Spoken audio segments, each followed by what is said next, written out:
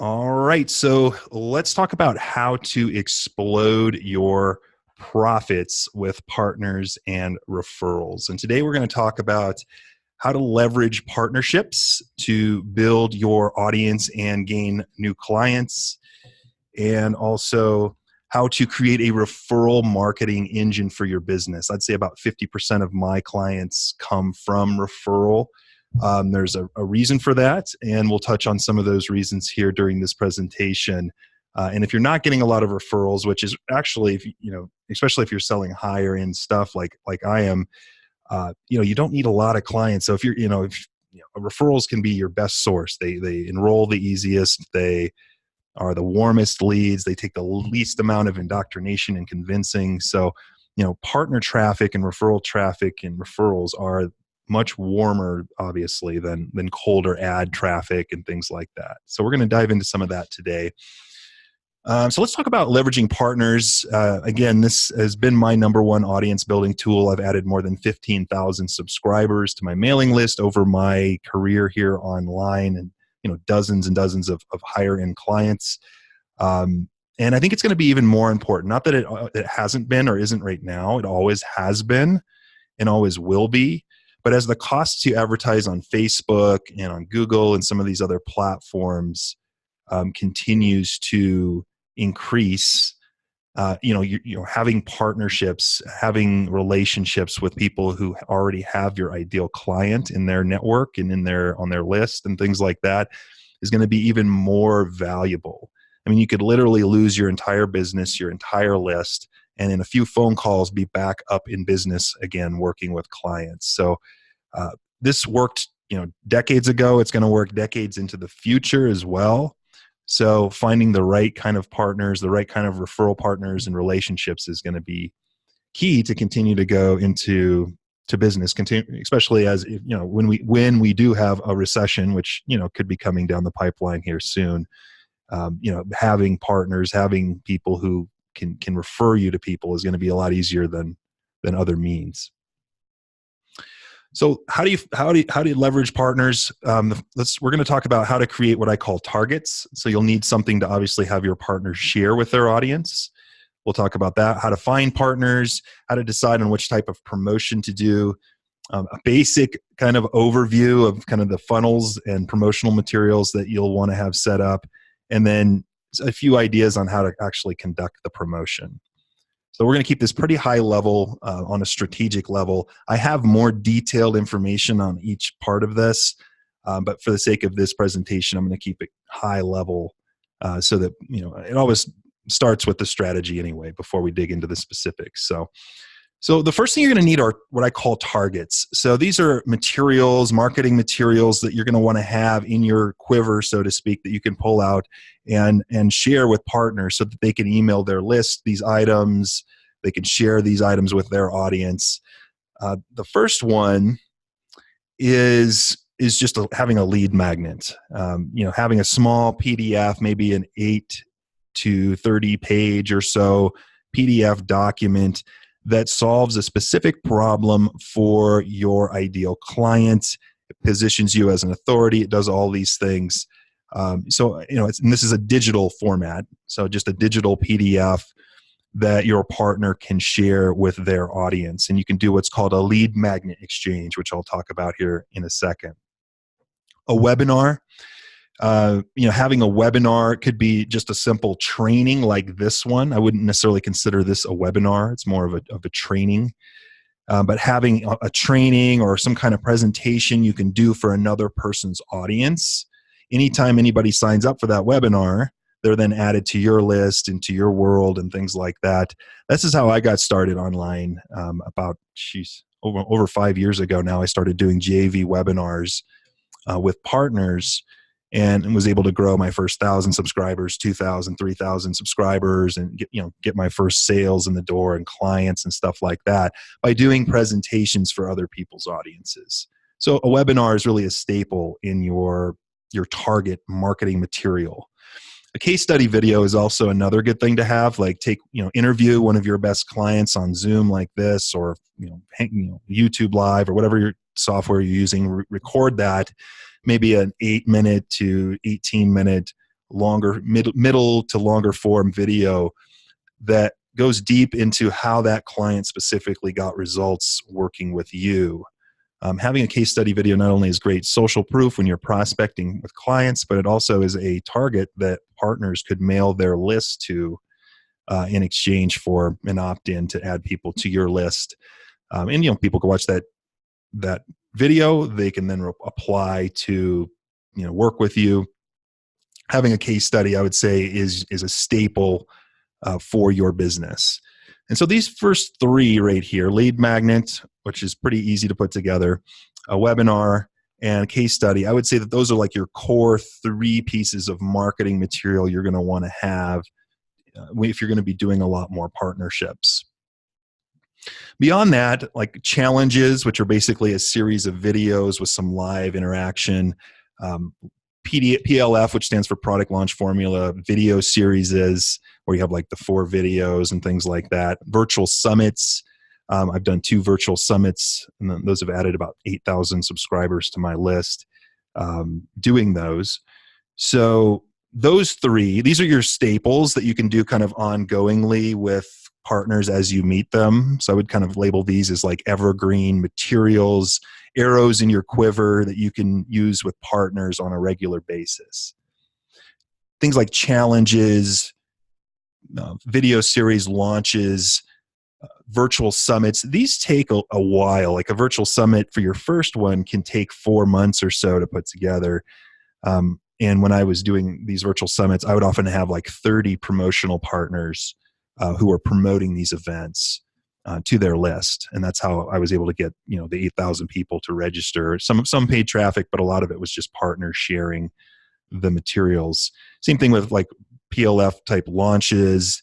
These are like event-based kind of launch, event-based marketing that you're going to do maybe a few times a year, something like that, to get a spike in interest for your on your list and for your offers and stuff like that. So these, again, just to recap, these top 3 here, I look at them as sort of your ongoing arrows in your quiver targets for your partners. So if you meet a partner and you decide to do something together, you have these materials ready to work with them. And then these are more like maybe once or twice a year type things, if that makes sense. So finding partners, I'm going to cover more depth on this when I cover referrals, because there's some overlap obviously between how you find referral partners and promotional partners. There's somewhat synergistic there, although promotional partners in this sense I'm defining as people that are going to like share with their email list for you, whereas a referral partner could be someone who just kind of makes an introduction to you or shares what I call what's called your referral kit with other people. But finding partners, this is an obvious one, but a lot of people forget, use your warm network.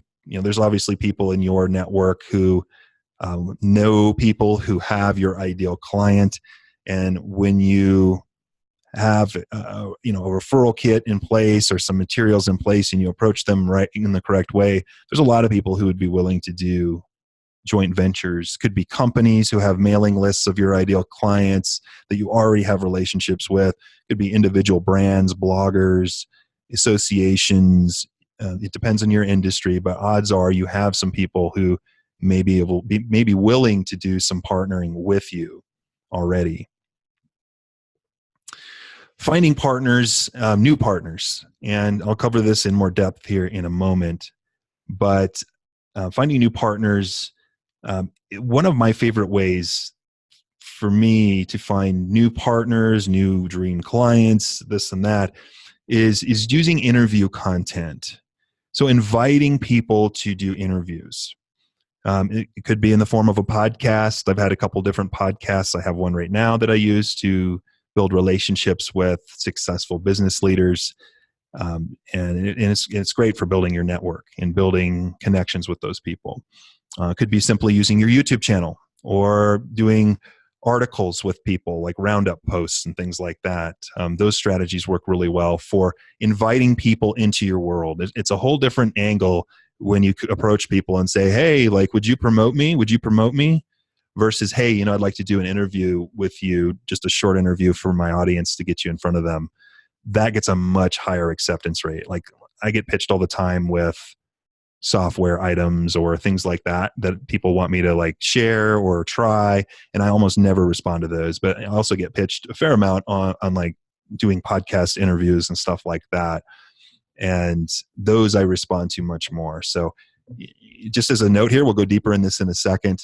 Interview content is a big part of your content marketing. In fact, I would, besides having a few authority pieces, like a few authority posts or videos for marketing material on your website and to share with prospects, I would say most of your content marketing plan should include interviewing other influencers and connecting with other individuals in your space. I'm telling you, like, if you want to grow, double your business, double your network, and then double the amount of offers you make, but double your network, and you'll grow. So I'll touch more on that in a second.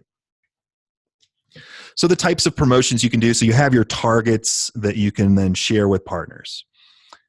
You can do a simple lead magnet exchange. So, with your PDF, you just set up a squeeze page and a few things. I'll talk about that in a moment. But basically, your partner agrees to email their audience to your free download, and you, if you feel it's appropriate for your audience, will email their thing to your audience. So easy, quick way to cross-pollinate audiences, to get some new, fresh blood on your list.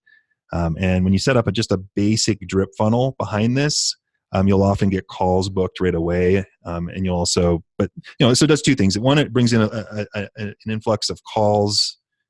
Not a ton of calls, depending on the side of their audience, but a few calls from prospects, and it also adds people to your mailing list as well.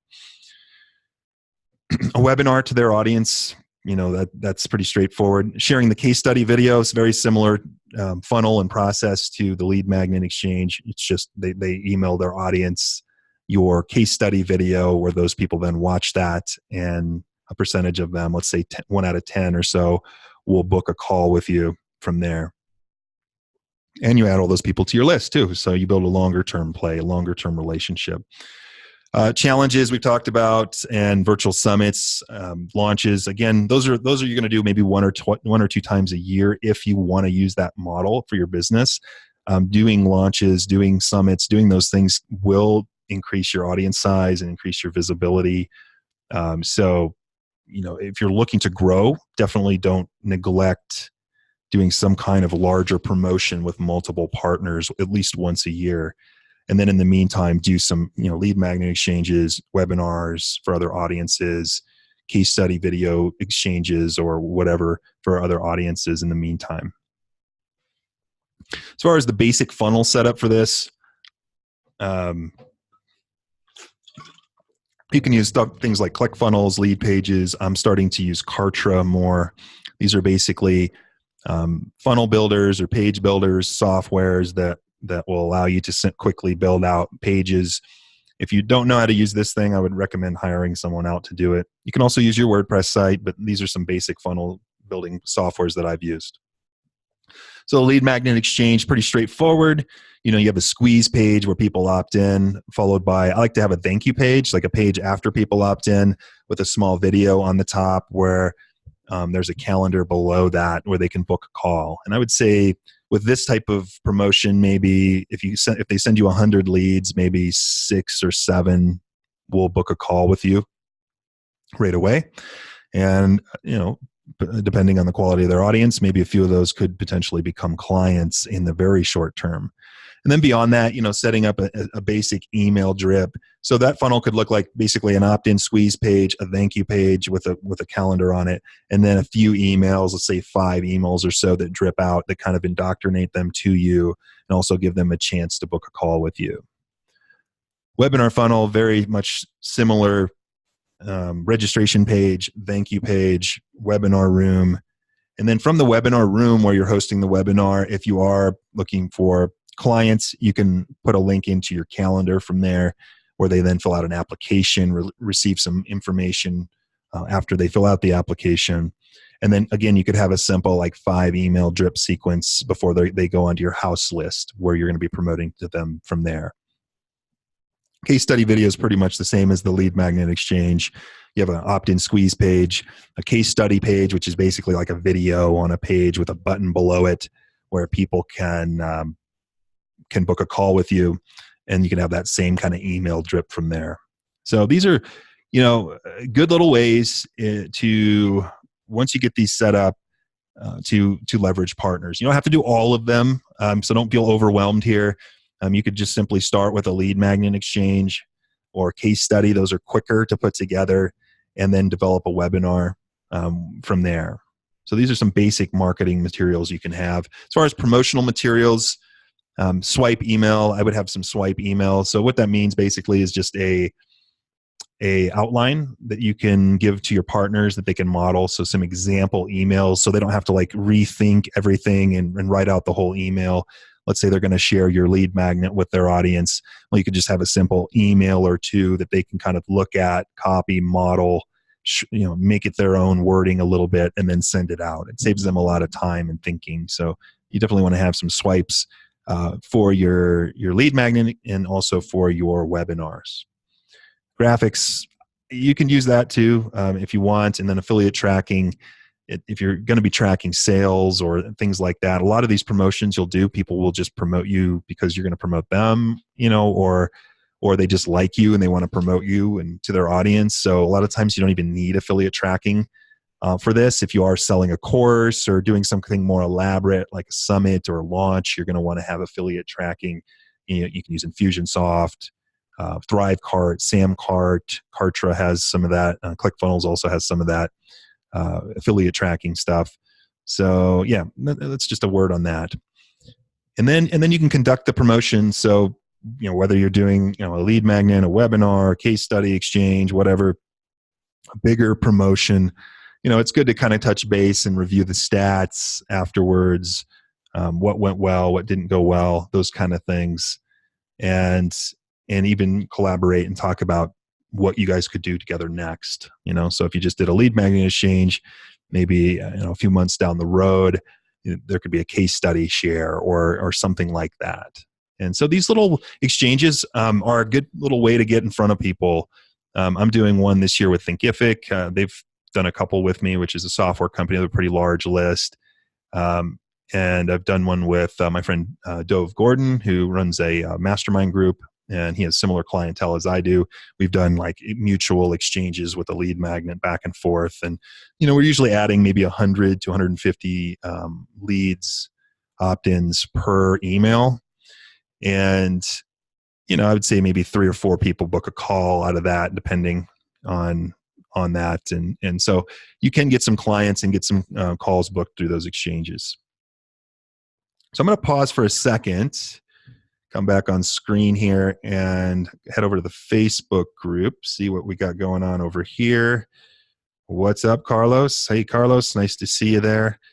Looks like we got a few people watching. Feel free to leave any comments below, any questions on using partners to build your audience. It's pretty simple and straightforward. It's nothing new under the sun or anything like that. So, but it is a good strategy for getting in front of new audiences and building your list. Hey, Kim, welcome. Carlos, thanks for coming. So anyway, all right. So I'll continue on with referral partners. Again, I have more specifics on how to do these things, but I just want to give you guys the big picture view here during this discussion. So what I want to do is bring my slides back up here. And we're going to go into how to use referral partners now. So somewhat similar. I'm going to go into more depth on how to find new referral partners here during this discussion. So if you're someone who feel like you need to meet new people and expand your network, this will be a good little discussion for you here as well. So, okay. So before we jump in to that section, there's a resource I would recommend you grab. It's by Steve Gordon, who's a friend of mine. I was just actually on his podcast, and we were doing some interview kind of exchange stuff. So again, collaborating with others is key, right? Collaborating with others is key. So he has a book called The Unstoppable Referrals. It's called Unstoppable Referrals by Steve Gordon. And some of what I'm going to share here is going to be, it's going to be some of the stuff that he's done. So I have a process that I've used over the last few years for getting referrals. Part of that is just because I've been consistent in getting my name visible and I have a niche and those kind of things. But I'm adding some stuff right now, and I've kind of used some of this stuff in the past from Steve, but I think he has a really good process for really boiling this down. So pick up Unstoppable Referrals by Steve Gordon and follow Steve. He's really bright. He's no nonsense, kind of like me. I'm not a big hypey guy and things like that. Like, he's pretty direct, but I find that those are usually the best grounded marketers, not the gurus in your news feed, that kind of thing. So anyway, pick up that book. So here's an overview of creating your referral engine. I'm going to talk a little bit about creating a referral kit, setting up your target, which in this case is an interview. So we're going to use interviews to meet influencers and referral partners, creating your dream refers list, inviting people to the interviews, conducting the interviews, choosing your promotional partners and referral partners after that, sharing your referral kit, a process called reverse prospecting, which I think is brilliant, that I learned from Steve, and getting referral partners to share your referral kit. So let's talk about your referral kit. And this is, many of you, and I'm guilty of this too, I've had a referral kit indirectly in the past and I've gotten away from it. This is brilliant because, we always wonder, here's the typical conversation with a potential referral partner. Hey, do you know anybody who needs this? And they're like, well, let me think about that, and then they go and think about it and you never hear from them again. Pretty ineffective, even though there's somebody who potentially has a lot of connections. I've been guilty of this as well. Hey, do you know anybody who needs this? Let me know. And you don't really hear from people, or we don't make it easy for people to refer to you. And so we're not as referable as we could be. So part of it is having a niche or being known for something, which has been my strongest angle, is I've been known. So I'll literally have people, ping me on Facebook or email me or whatever saying, hey, I'd like you to talk to so-and-so and to see if you can help them. So I get that regularly. But having a referral kit is next level thinking as far as this stuff goes. So this is going to be gold right here. So you want to have an online version of this and an offline version.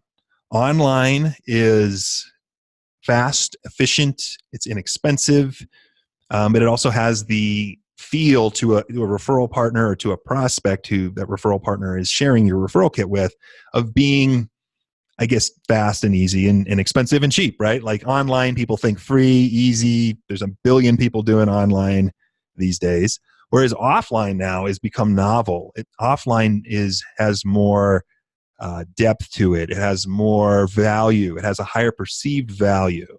It doesn't just disappear on your computer files. So having an offline referral kit is hugely important. So a couple things examples of referral kits. This is probably your easiest one that you can put together. And it's just a series of small, like, white papers, like small special reports. One of your reports could be the problem your ideal client's having and the solution that they should be pursuing. That could be the first one. The second one could be some case examples of people that you've helped solve that problem. And then the third one could be what to do next to get some help from you, like a special offer for a call or an enrollment, a strategy session, or some kind of name that is enticing for them to want to take the next step with you. And so that could be in a simple folder, like a black folder, like I'm looking over at one right now. I have, well, give me one sec here. Let me show you.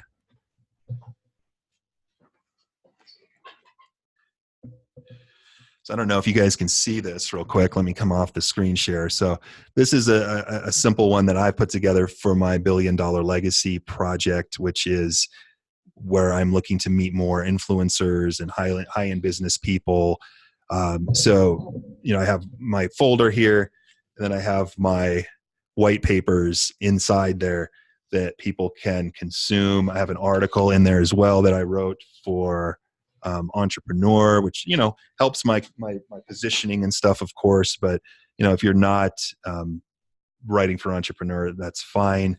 Go ahead and put together some some materials as well. But that's a referral kit that I'll actually send to people in the mail. If I'm interviewing them on my podcast, which I'll talk about in a second, I have what I call a pre-interview kit that I've been sending to clients as well, or excuse me, interviewees, where again, I can start the doctrination process. So have your special reports. That's simple, easy. That could be done in a weekend as far as like writing it, especially the online version. And then you can actually share this with your referral partners. And you could literally say, you know, hey, like, who do you think in your network would benefit from receiving this? Or even better, which is reverse prospecting, which I'll touch on here in a moment.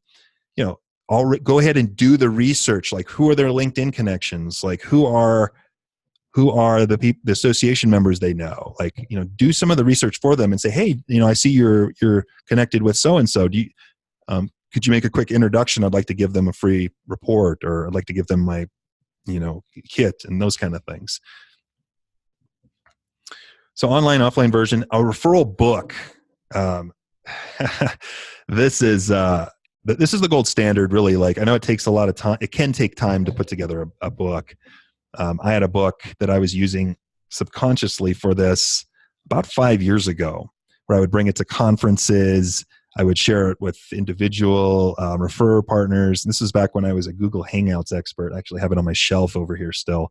It's about a 100-page book that I had created very quickly that outlined basically my teachings around that topic. So I would give that out at conferences. I would give that to other referral partners and individual influencers and those kind of things, and would get clients from that. So a referral book is really the gold standard.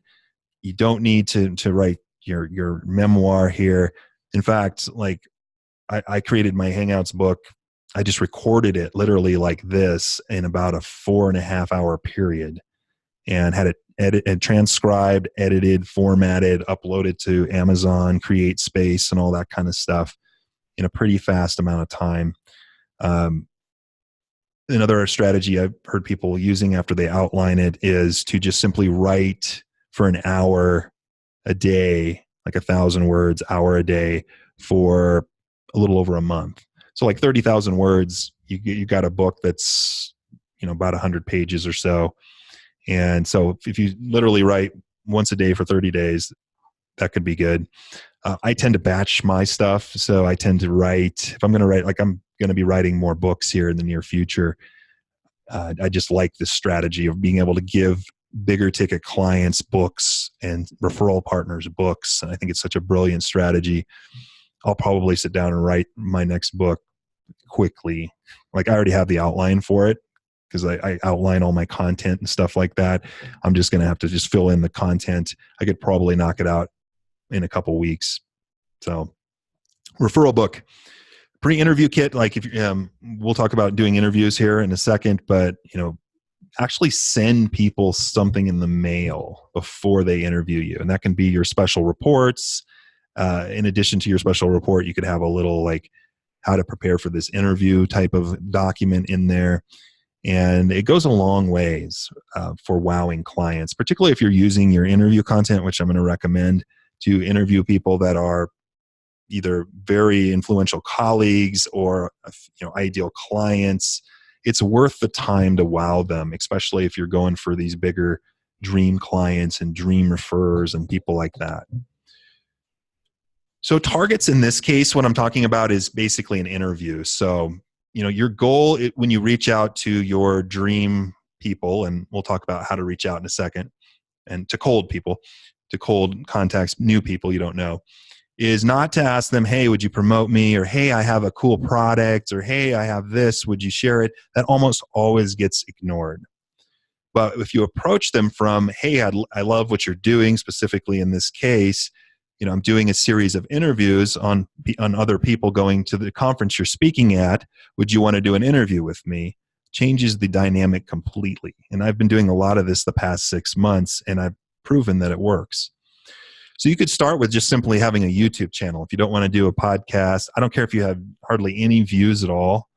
Like, you know, do a couple of practice interviews with people in your current network before you start reaching out, so you have a few pieces of content.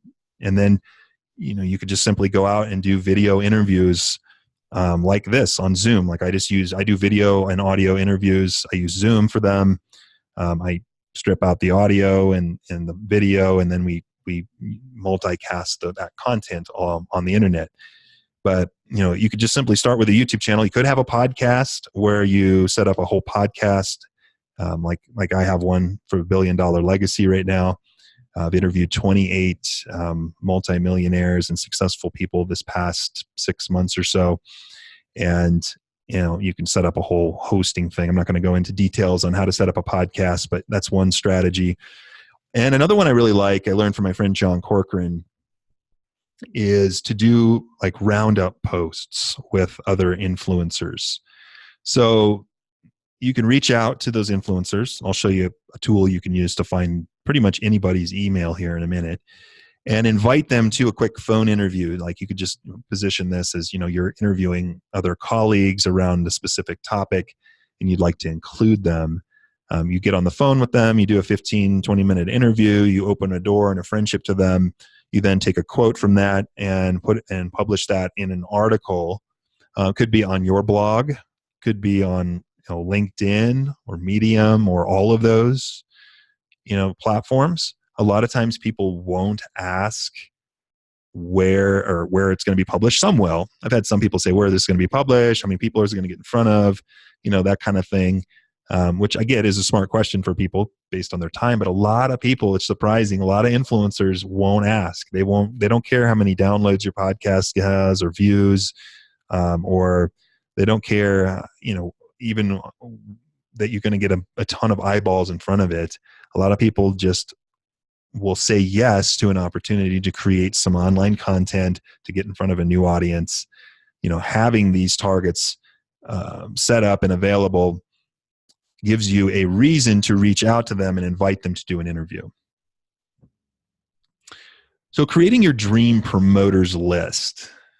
So how do you find these people, right? Now, start with your warm network. I bet you there's people in there that would be open to doing interviews, would be open to doing partner type stuff with your business, those kind of things.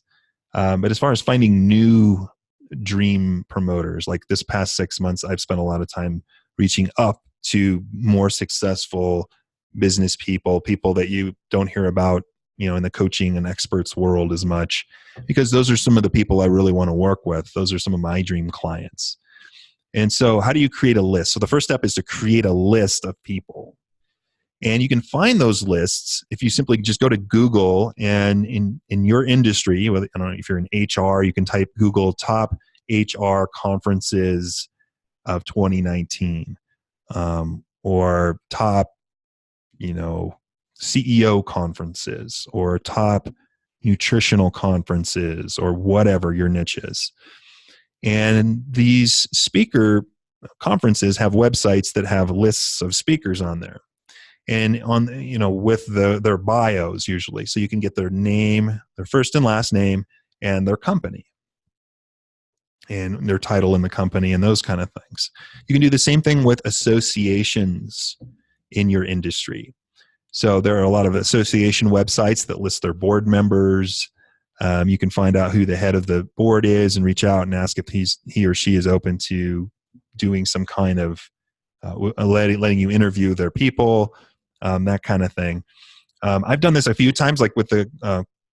So I just as an example of an association, like some of the people I wanted to get to know were on the Conscious Capitalism organization, and so I actually emailed all 20 board members and asked them to invite them to an interview. And I had 7 people reply out of 20, and I had 5 interviews done. I ended up going to the conference there, ended up meeting some very successful business people, ended up getting a couple clients out of that deal.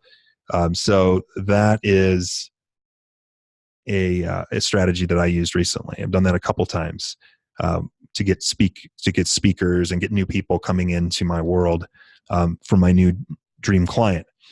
Conferences, I did this with, what was the name of the conference? I always forget. It was a big tech conference. Anyway, I sent it out to like 40 people in the tech, and these are people like the founders of Twitter and like people like that. And I ended up getting, I think out of 40, I think I had like 11 responses, which is really high for from cold email outreach. And I'm just literally emailing these folks. I'm just sending them an email, inviting them to be a part of an interview series that I'm conducting. So the framing for a conference would be, hey, I'm interviewing other people going to this conference or speaking at the conference. Would you like to be included? For associations, it could be, hey, I'm doing an interview. I'm interviewing people for who are involved in your movement, your association. Would you like to be a part of it? That's sort of the angling there. And I actually have templates and stuff like that I use with some of my clients to give them the language and stuff. And I've tested headlines and different things like that and found some really high converting outreach emails. As far as getting their email so you can email them, there's a tool. You want to write this down. It's called Viola Norbert. So if you just Google Norbert email, it's a tool that you can literally just plug in someone's name, first and last name, and the domain or the website domain URL for their company or their organization or their conference or whatever. And it will spit out an email that's fairly accurate. It's not 100% accurate all the time. You may need to do some Googling to kind of confirm a few things, but you can get an email pretty quickly from them. And then from there, you can invite them to the interview. Again, I use email templates for that. And then you can even use a VA to do this process. I actually have a VA, Claire, who's done a great job with me this past year, who, when I want to reach out to new guests or get a new flow of interviews coming, I'll just give her that list. So I'll give her these lists.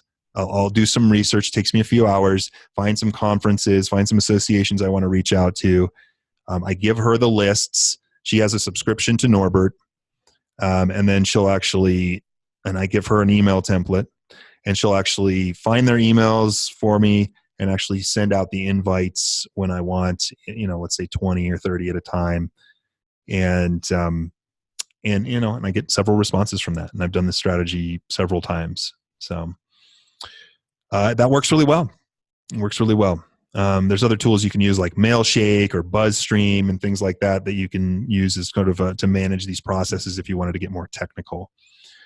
Then you conduct the interviews. Again, these could be just on the phone in the form of like if you're interviewing people for like a roundup post on your blog or LinkedIn or Medium, that's perfectly fine. Your podcast interview, that's, I'm not going to go into how to do a good interview in this presentation, but that's how that would work. And then afterwards, you're going to kind of get a feel for that person. Do you like them? Do they feel like they themselves are a potentially client for you, a dream client for you, or a referral partner for you? Do they have influence and access to other ideal people? If you're picking the right people in the first place, the answer should be yes, but you don't really know somebody until you get to kind of talk with them a little bit and find out. For me, I only want to do business with people I like. I don't really want to deal with, at this point, I've dealt with enough of that, clients or referral partners or people that I don't like. So those are some criteria. So let's say you've done your interview, you've gotten to know them a little bit afterwards. At the end of your interview, you might want to talk with them a little bit about, whether they, where they're at, and kind of get a feel for if they need your services or they know others. At the end of the interview is also, one thing you can do is ask if there's anyone else they know who would be a good fit for your show or your next article. Like once you get this stream coming in of cold new people, of your ideal clients, birds of a feather flock together. They're going to know other people that you can talk to. So I've literally gotten like introduced to like the CEO of WD-40 and like all these other people from a friend of mine who knew them, who was on the show. And so, they can often send you 2 or 3 other guests or 2 or 3 other participants that you can start building relationships and friendships with. And then sharing your referral kit. So let's say, and there's a few ways to do it. You could do it before your interview, as a gift, or after too. So let's say you've done your interview, you've decided you like that person and they feel like a good fit, you could follow up with them and basically share your referral kit with them. So in the form of a book, that's always a nice gift, or a book and a few other things, a little gift or something. And you can even do what's called reverse prospecting, which is, take some time if you really like that person. Again, this takes time, but again, we're talking about finding dream referral partners, dream clients. Look at their LinkedIn connections and look at the associations they're involved in, and those kind of things, and do some reverse prospecting. Like, who interacts with them on Facebook or LinkedIn, or who also serves on a board with them, or things like that, and reach out and actually ask them, hey, I see you're involved with so and so. I'd love to share some free stuff with them. Can you make a quick introduction? This is much more effective, much more proactive than just saying, hey, do you know who needs this service? Or, hey, do you know anybody else who needs this or that? That's another strategy. So, and then having your partner promote and share your referral kits. Again, some of them can just share, like, let's say you send your partner 10 books or 10 folders or whatever, with whatever, some kind of an item. I actually helped a friend of mine put together a referral kit recently, and he has like a high-end travel, like, expedition business in Idaho. He has like this ranch where he wants people to do retreats and high-end stuff, right? Like $1,000 a day type stuff. And I actually helped him leverage his network and his partners by putting together a referral kit that included $1,000 off and included some nice pictures and images and stuff like that he then is sending to his referral partners so they can give to their best clients as a gift. So that's just some ideas there. So you can have people individually share your stuff with people. You can do some reverse prospecting to help them decide who it is. That's one way to do it. You could also have them see if they're open to doing an email share of your digital version, or a webinar with you, or those type of things. And of course, give them some copy and things like that to use if they're going to be sharing stuff for you. So anyway, I know it's a lot of material. I hope you enjoyed this presentation. If you have any questions, feel free to leave them in the comments. And next presentation, this is the third one of 5. I'm going to be doing 2 more here in the group. I'm going to be interviewing my friend Ben Marco, who does a lot of paid traffic. He's managed over $5 million in ad traffic for the likes of Michael Port. He's also worked with like companies like Miracy and things like that. He's got a good grip on like what's going on with Facebook advertising and YouTube and Google ads and things like that. I know a fair amount about that stuff. I'm definitely not an expert, so I'm going to bring in and actually do an interview for you all. It looks like it's going to be next week. I'll post more about that as we get there. So anyway, I'm going to stop the recording right now, and